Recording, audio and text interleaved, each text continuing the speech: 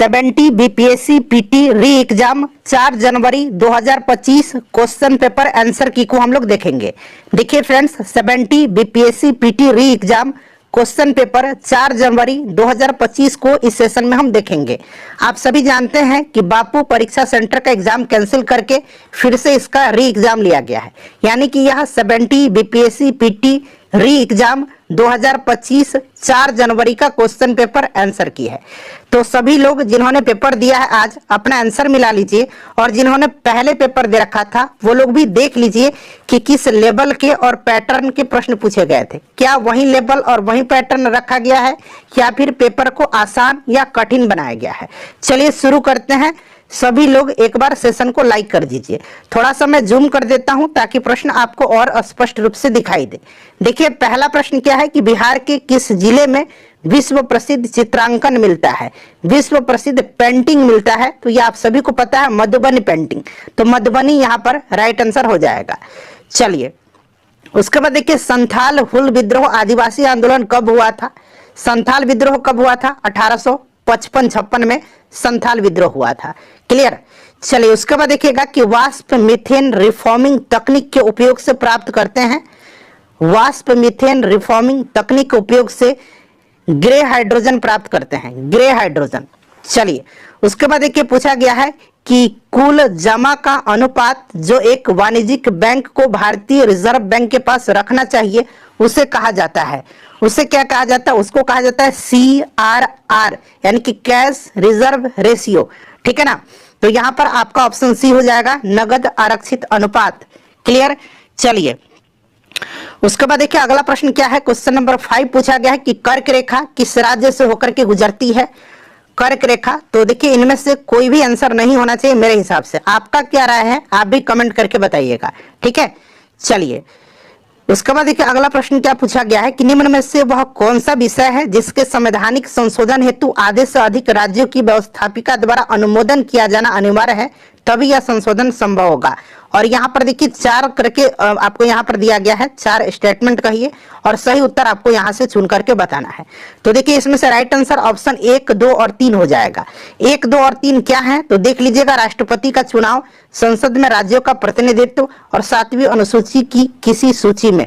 ठीक है ना। तो 1, 2 और 3 यहाँ पर राइट आंसर हो जाएगा।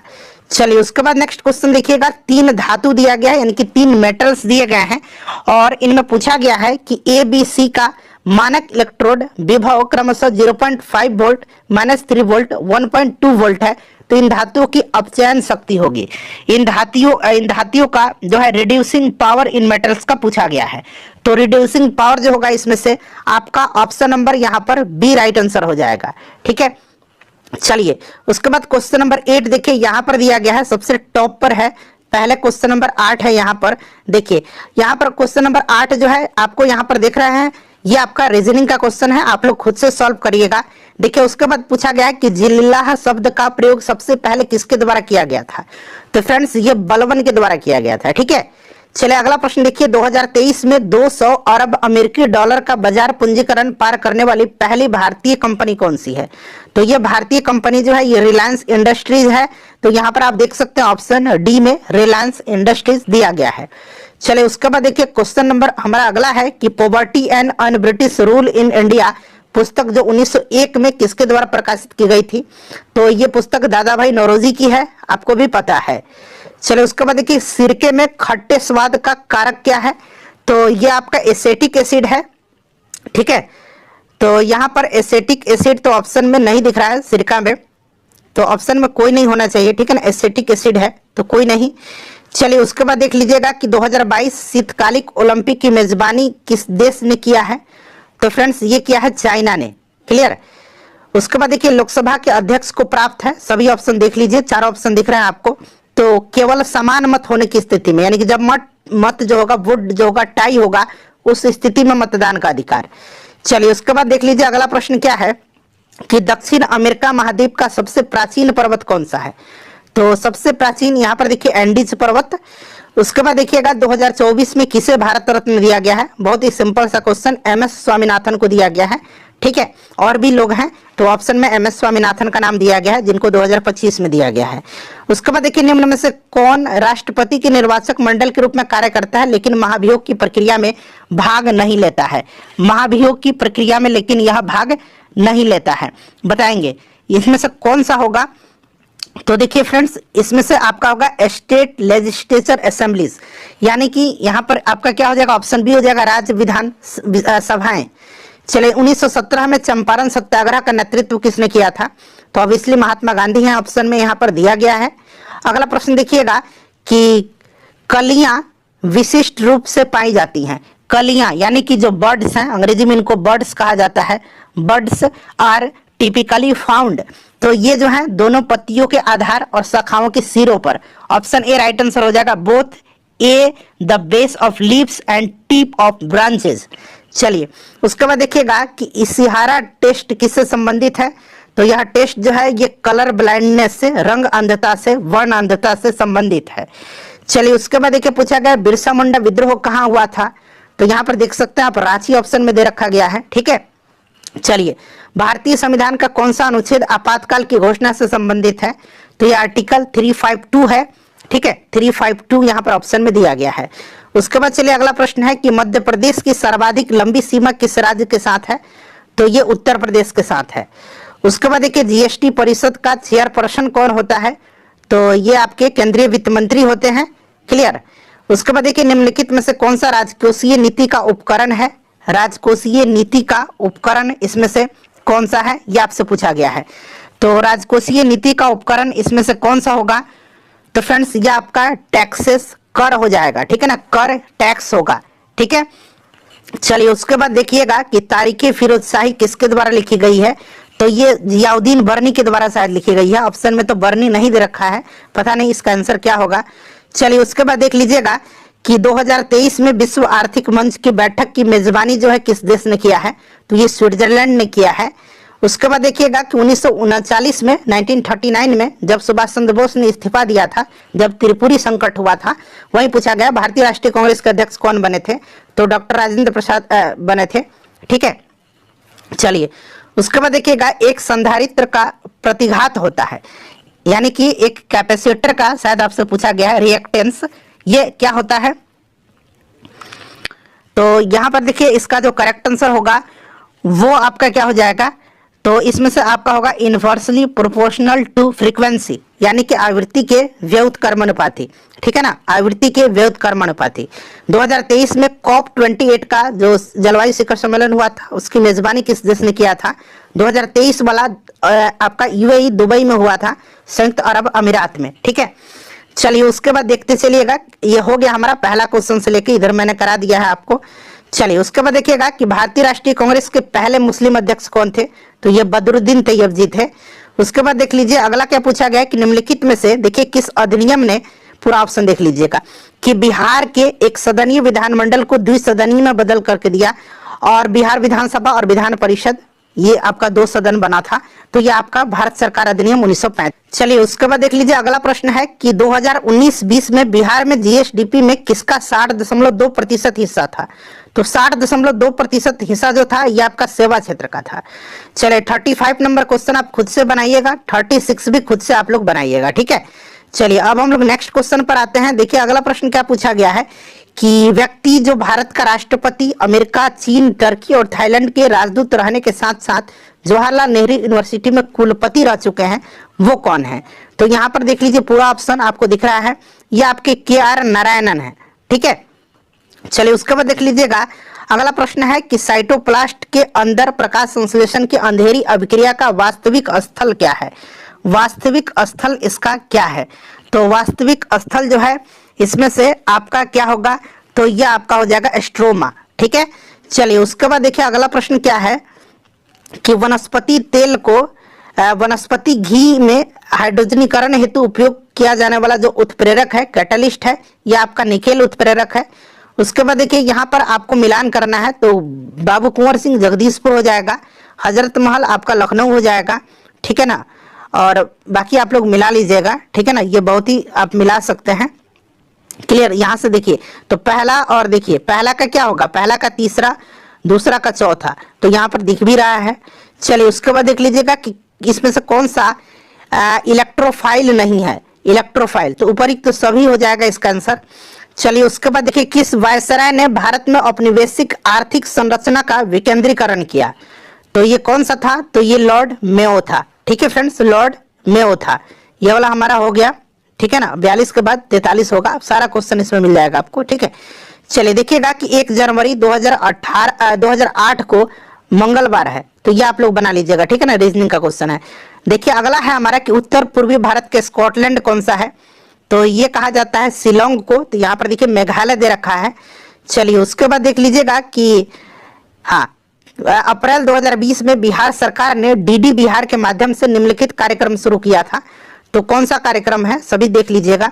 तो ये कार्यक्रम जो है ना, ये आपका था कक्षा 9-10 के छात्रों के लिए ई सामग्री का प्रसारण, ठीक है। चलिए उसके बाद देखिए प्रसिद्ध पुस्तक गुलामगिरी पूछा गया है कि लेखक कौन है, तो गुलामगिरी ज्योतिबा फुले ने लिखा है। उसके बाद देख लीजिएगा 2026 में आयोजित होने वाला 20वां एशियन खेलों की, जो एशियन गेम से मेजबानी कौन सा देश करेगा, तो ये जापान करेगा, ठीक है। चलिए उसके बाद देख लीजिएगा कि निम्न में से कौन सा यूरोप का खेल का मैदान है, तो ये लूसेंट में भी दिया गया है, स्विट्जरलैंड को यूरोप का प्लेग्राउंड कहा जाता है। चलिए उसके बाद देखिएगा कि कलकत्ता में फोर्ट विलियम कॉलेज की स्थापना किया गया था, ये पूरा ऑप्शन पढ़ लीजिए आप, ठीक है। देखिए 1800 में किया गया था, और ये किया गया था भारतीय सिविल सेवकों को प्रशिक्षित करने के लिए, और यहाँ पर देखिए ये वाला सिविल सेवकों को भारतीय भाषाओं में प्रशिक्षित करने के लिए, तो ये वाला ऑप्शन सही होगा, ठीक, ऑप्शन डी।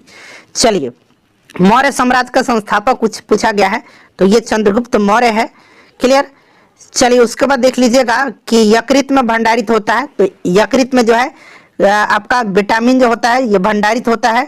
कौन कौन से विटामिन भंडारित होते हैं, तो इनमें से कोई नहीं राइट आंसर हो जाएगा, क्योंकि देखिए इसमें जो आपके विटामिन यकृत में जो हमारा लिवर है उसमें भंडारित जो होते हैं वो आपका हो जाएगा इसमें से आपका vitamin A, vitamin D, vitamin E, vitamin के, विटामिन 12, ठीक है ना, विटामिन B12, ए, डी, के, ई, विटामिन 12, ठीक है ना।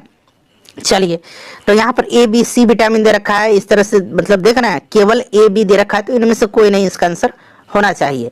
उसके बाद देखिए नीति आयोग का जो SDG इंडिया इंडेक्स है 2023 वाला, उसमें किस राज्य ने शीर्ष स्थान प्राप्त किया है, तो ये केरला है। चलिए उसके बाद देखिए भारतीय संविधान में निम्न में से किस अनुसूची में दल बदल विरोधी अधिनियम का प्रावधान है, तो ये 10वीं अनुसूची है। एशिया माइनर के भूमध्य सागरीय तट पर स्थित पर्वत श्रेणी कौन सी है, तो ये आपका टॉरस है, ठीक है। चलिए उसके बाद देखिए अगला क्या पूछा गया है कि भारत के किस राज्य में चित्रकूट मंदिर है, तो चित्रकूट शायद मध्य प्रदेश में है ना। चलिए उसके बाद देखिए 1946 में बने अंतरिम सरकार में डॉक्टर राजेंद्र प्रसाद के पास कौन सा विभाग था, तो खाद्य और कृषि मंत्री। जगजीवन राम के पास श्रम मंत्री का मतलब श्रम विभाग था, तो ये सब हमने ऑलरेडी कराया भी था, आप भी जानते कि कौन सा देश जो है इसमें G7 का सदस्य देश नहीं है, तो G7 का सदस्य इसमें से रूस नहीं है, ठीक है। चलिए उसके बाद देख लीजिएगा कि दुनिया का सर्वाधिक प्राचीन सभ्यता कौन सी है, तो ये आपकी मेसोपोटामिया की है, ठीक है। कौन सी सभ्यता है, तो ये मेसोपोटामिया की सभ्यता है, ठीक है, मेसोपोटामिया की। चलिए उसके बाद देखिए 1857 के विद्रोह किसके द्वारा पहला बार प्रथम भारतीय स्वतंत्रता संग्राम के रूप में वर्णित किया गया है, तो ये वीडी सावरकर के द्वारा। कौन सी नदी बिहार की शोक के रूप में जानी जाती है, तो ये कोसी नदी को बिहार का शोक कहा जाता है। बिहार के किस जिले में लीची का उत्पादन सर्वाधिक होता है, तो सर्वाधिक मुजफ्फरपुर में लीची का होता है, ठीक है ना। चलिए उसके बाद देख लीजिएगा कि भारत में वित्त आयोग का प्राथमिक कार्य क्या है, तो संघ और राज्य सरकार के मंत्रालय को निधि का आवंटन। उसके बाद देखिए ये वाला है केंद्र और राज्यों के मध्य राजस्व का बंटवारा, ठीक है। चलिए उसके बाद देखिए अगला क्या है, अगला क्वेश्चन हमारा है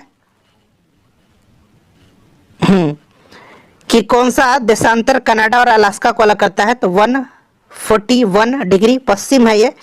उसके बाद देखिएगा कि निम्न में से भारत में किस संविधान संशोधन ने एक राज्य में मुख्यमंत्री सहित मंत्री परिषद की अधिकतम संख्या निर्धारित किया है, ये शायद अभी भी पूछा गया था, पिछले वाला जो पेपर लिया गया था। एक प्रबल विद्युत अपघट्य की चालकता, ये पूछा गया है, एक प्रबल विद्युत अपघट्य की चालकता। तो देखिए एक प्रबल विद्युत अपघट्य की चालकता जो है ये तनुकरण पर थोड़ी बढ़ती है, ठीक है ना, इंक्रीज स्लाइटली ऑन डाइल्यूशन, ठीक है। उसके बाद चलिएगा नेक्स्ट देख लीजिएगा, ये वाला बना लीजिएगा ये वाला क्वेश्चन, ठीक है। चलिए उसके बाद देखिएगा कि चंद्रमा की सतह पर कोई वातावरण नहीं है, क्योंकि क्या होगा यहाँ पर इसका answer? Question number 70 right answer क्या होगा इसका? चंद्रमा की सतह पर आपका कोई वातावरण नहीं है। इसका कारण क्या है? तो देखिएगा कि गैस अणुओं का पलायन वेग उनके वेग के मूल माध्य वर्ग से कम होता है, ऑप्शन बी होगा। चलिए उसके बाद देखिए भारत के किस राज्य में खनिज लवणों का राज्य, मतलब किस राज्य को खनिज लवणों का राज्य कहते हैं, मिनरल स्टेट कहा जाता है? तो ये झारखंड को। चलिए उसके बाद देखिएगा ग्रे क्रांति संबंधित है, तो यह आपका उर्वरक से। चलिए उसके बाद देखिए कोसी मैदान की समुद्र तल से औसत ऊंचाई कितना है? तो ये आपका 30 मीटर है, ठीक है ना। ये ऑलरेडी प्रीवियस ईयर का क्वेश्चन है। चलिए फ्रेंड्स अगला प्रश्न देख लीजिएगा, आप लोग इसको बना लीजिएगा, ठीक है ना। रीजनिंग का क्वेश्चन है, भारत के किस शहर को यूनेस्को ने भारत का पहला साहित्यिक शहर घोषित किया है? कोझिकोड को, ठीक है। चलिए उसके बाद देखिएगा कि मलेरिया के लिए कुनैन एक सामान्य दवा है, यह पौधे से प्राप्त होती है और यह दवा पौधे के किस भाग से होता है? तो ये तने की छाल से, ठीक है। चलिए उसके बाद देखिएगा कि भारत में सबसे अधिक वैश्वीकरण से अधिक लाभ किसको हुआ था? तो सबसे ज्यादा जो होगा ये लाभ किसको हुआ था वैश्वीकरण से? तो यहां पर देख लीजिएगा सबसे ज्यादा लाभ हुआ था मेरे हिसाब से विनिर्माण में, ठीक है ना। विनिर्माण में सबसे ज्यादा लाभ हुआ था। चलिए उसके बाद देख लीजिएगा अगला क्या पूछा गया है। हाँ अगला है हमारा कि हल्दी पौधे के किस भाग से हल्दी पाउडर होता है? तो हल्दी जो होता है आपका स्टेम से किया जाता है, तो स्टेम तो है नहीं ऑप्शन में कहीं। चलिए उसके बाद देखिए पटना कॉलेज कब स्थापित हुआ था? ये भी आपका पूछा गया प्रश्न है बीपीएससी में 1863 में। चलिए उसके बाद देखिए भौतिक रूप में किस प्रकार के हाइड्रोजन को भंडारित किया जाता है? तो ये भंडारित किया जाएगा आपका किसका, बताइए करेक्ट आंसर क्या होगा? करेक्ट आंसर इसका क्या होगा बताइए, किसका उपयोग किया जाता है? तो आपका हाइड्रोजन गैस के संपीड़न से, ठीक है ना। चलिए उसके बाद देखिएगा कि जब एक टेलीस्कोप के अभिदृश्यक लेंस का व्यास बढ़ता है तब टेलीस्कोप की विभेदन क्षमता क्या होगी? घटती है, ठीक है। चलिए उसके बाद देख लीजिएगा अगला क्या पूछा गया है कि 2023 की जनगणना के अनुसार किस भारतीय राज्य में, तो वैसे भी साक्षरता दर केरल में है, इस पर आप ध्यान मत दीजिए। चलिएगा उसके बाद देखिए 100 डिग्री ताप पर वायु में जलने की तुलना में 100 डिग्री पर स्थित वाष्प में जलना, ये क्या हो जाएगा? तो यहाँ पर आपका जो होता है ना, इसका आंसर क्या होगा बता दीजिए। बहुत ही सिंपल सा क्वेश्चन पूछा गया है। तो यहाँ पर पूछा गया है मोर डेंजरस है क्या? High latent heat of evaporation ज्यादा होता है उसका। तो ऑप्शन यहाँ पर ज्यादा वाष्पीकरण की गुप्त उष्मा के कारण ज्यादा खतरनाक है। चलिए उसके बाद देख लीजिएगा कि कौन सा प्राचीन भारत में बौद्धिक शिक्षा का प्रसिद्ध केंद्र नहीं था? तो यहाँ पर नागपुर हो जाएगा, बाकी ये सब थे, ठीक है। चलिए देखिएगा कि हल्के बुलेट प्रूफ हेलमेट और आवरण अपने निर्माण में जो है किस फाइबर का उपयोग करते हैं? तो ये केवलार जो है ना बार बार पूछ रहा है बीपीएससी, तो ये केवलार का उपयोग किया जाता है, ठीक है ना। इसको आप भी ध्यान रख लीजिए। उसके बाद देखिएगा पूछा गया है कि कौन सा विकल्प इसमें से सही है, ये चुनना है। तो देखिए पहला पंचवर्षीय योजना ये कृषि पर आधारित था, कृषि पर ध्यान, ठीक है, ये वाला करेक्ट होगा। उसके बाद देखिएगा कि कौन सा केंद्रीय बैंक का कार्य है? तो मेरे हिसाब से उपयुक्त सभी हो जाएगा इसमें से, ठीक है। चलिए उसके बाद देख लीजिए अगला क्या पूछा गया है कि इसमें से देखिए ये वाला क्वेश्चन का आंसर मुझसे नहीं मिल पाया है, अगर आप जानते हैं तो इसका आंसर बताइएगा कि निम्नलिखित में से कौन ऑस्ट्रेलिया महाद्वीप से संबंधित नहीं है, ठीक है। चलिए उसके बाद देखिएगा कि अशोक के स्तंभ पर कौन सी लिपि लिखी गई है? तो ये आपकी ब्राह्मी लिपि है। उसके बाद देखिए 2024 में इटली के प्रधानमंत्री, तो ये जॉर्जिया मेलोनी है। अगला है हमारा कि मैकॉले ने, जो लॉर्ड मैकाले था, भारतीय शिक्षा पर अपना प्रसिद्ध मिंट कब, मैकाले मिंट जिसको कहा जाता है, कब जारी किया था? तो फ्रेंड्स ये 2 फरवरी 1835 को जो है जारी किया था, ठीक है। तो इसको भी आप ध्यान रख सकते हैं। चलिए उसके बाद देख लीजिएगा अगला क्या पूछा गया है कि हाँ ये बना लीजिए, रीजनिंग का क्वेश्चन है, ये भी आप बना लीजिए। और देखिए स्थानीय प्रेस अधिनियम की अनुमति, तो देखिए उसमें होता था क्या कि यदि समाचार पत्र में कुछ भी आपत्तिजनक है तो पूरा समाचार पत्र की संपत्ति जब्त कर ली जाएगी, ठीक है। तो इसको आप ध्यान रख लीजिए। चलिए उसके बाद क्या है अगला क्वेश्चन, उत्तर प्रदेश में हिमरेखा की औसत ऊंचाई, तो ये आपका 4500 मीटर। उसके बाद देखिए अखिल भारतीय ट्रेड यूनियन कांग्रेस का गठन पूछा गया किस वर्ष हुआ था? तो 1920 में। नेक्स्ट पूछा गया है कि दिल्ली सल्तनत के दौरान जो है दिल्ली सल्तनत के दौरान मुकद्दम पद का इस्तेमाल किन के लिए किया जाता था? तो ये गांव के सरपंच थे उनके लिए, ठीक है। चलिए उसके बाद देख लीजिएगा कि बिहार के किस जिले में मखाना का उत्पादन सबसे अधिक होता है? तो इसमें से अगर बात करें तो मधुबनी हो जाएगा। चलिए उसके बाद देख लीजिएगा कि एक्सरे का वह गुण यह है कि उन्हें विक्षेपित किया जा सकता है। तो देखिए इनमें से कोई नहीं राइट आंसर होगा, ठीक है, उपरोक्त में से कोई नहीं होगा इसमें से। उसके बाद देखिए सोन नदी की उत्पत्ति स्थल अमरकंटक कहाँ पर है? तो ये मैकाल श्रेणी होगा, मैकाल, यहाँ मकालू दिया गया, ध्यान रखिएगा, मैकाल होगा।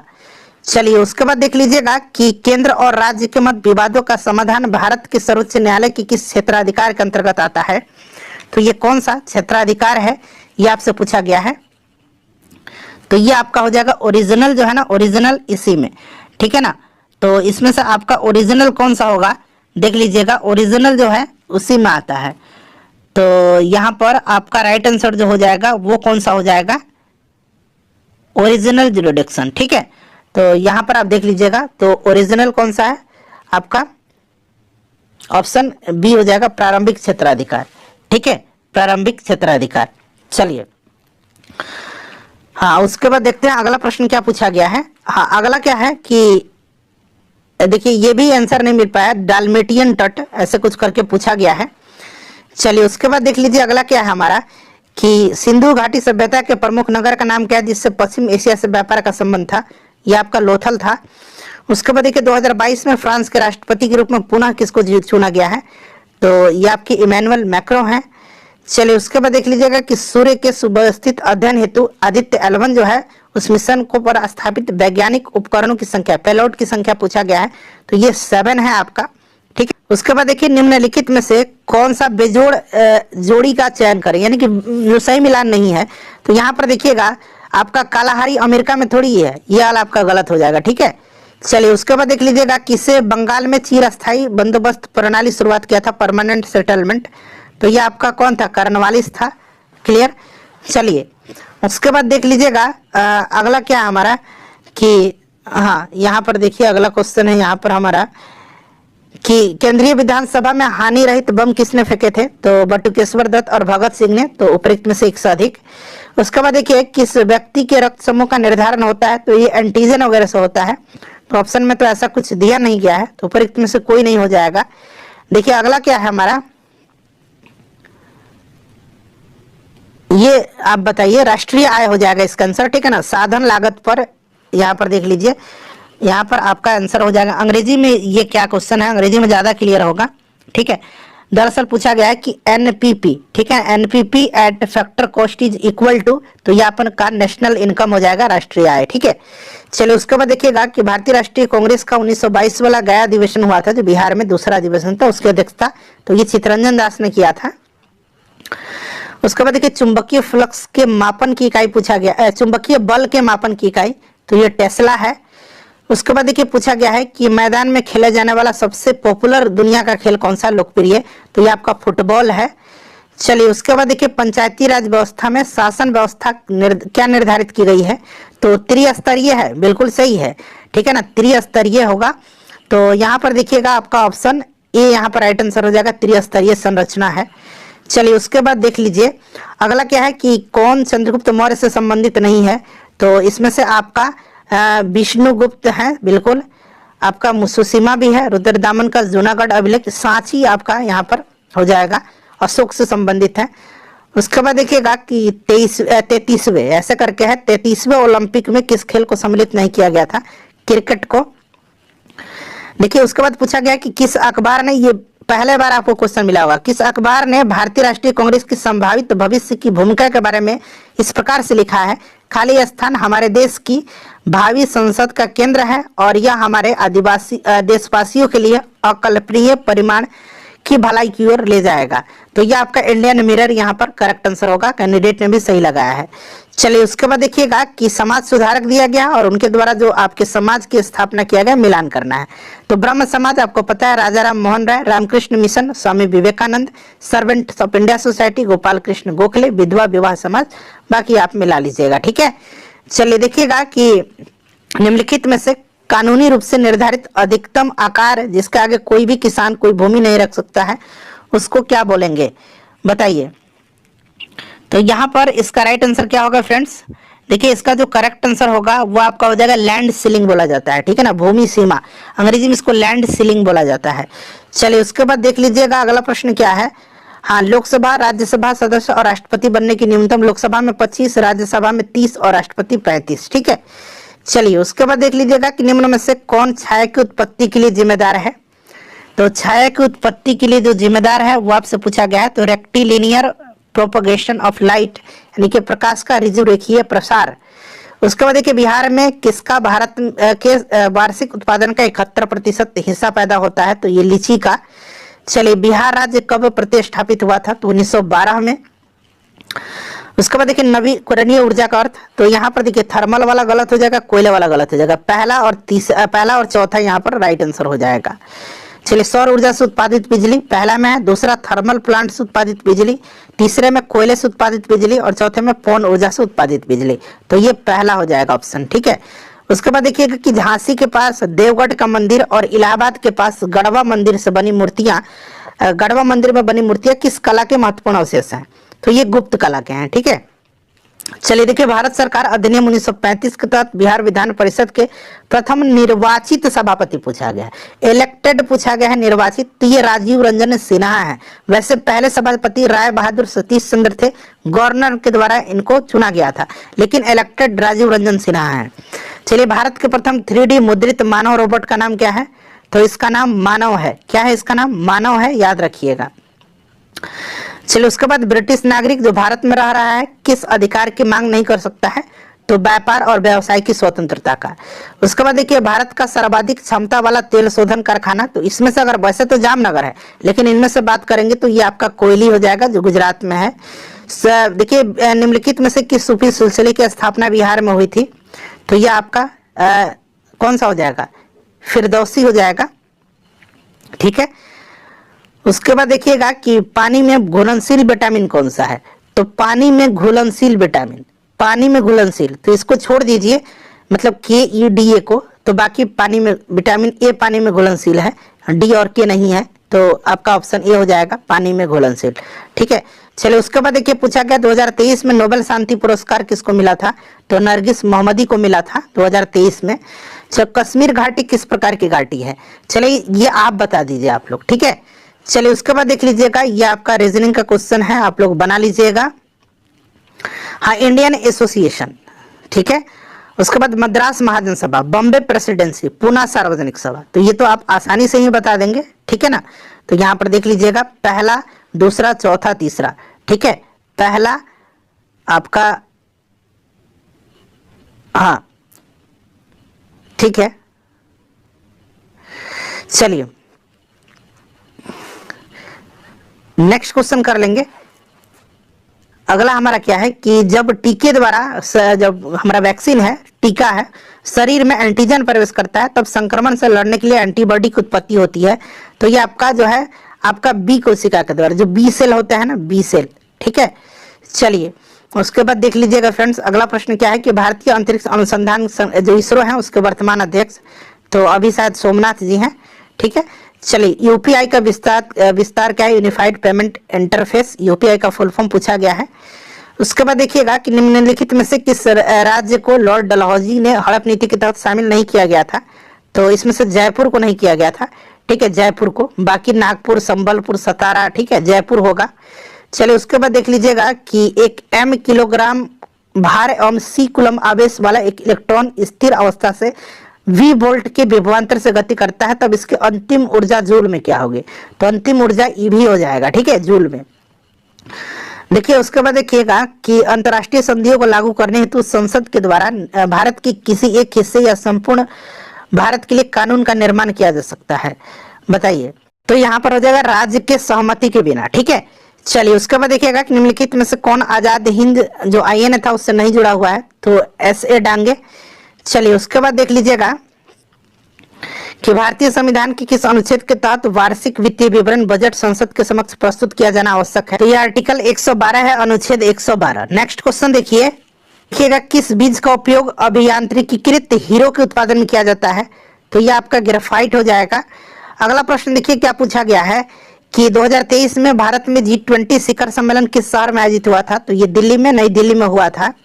उसके बाद देखिए लेखक दिया गया और मिलान करना आपको, ठीक है ना, तो इसको आप लोग मिला लीजिएगा। बीडी सावरकर हो जाएगा आपका प्रथम स्वतंत्रता संग्राम, ठीक है ना, यानी कि पहला हो जाएगा। उसके बाद एसएन सेन का हो जाएगा 1857, तो पहला और चौथा तो आपको मिल गया, तो आप ऑप्शन सी के साथ जाइएगा, ठीक है।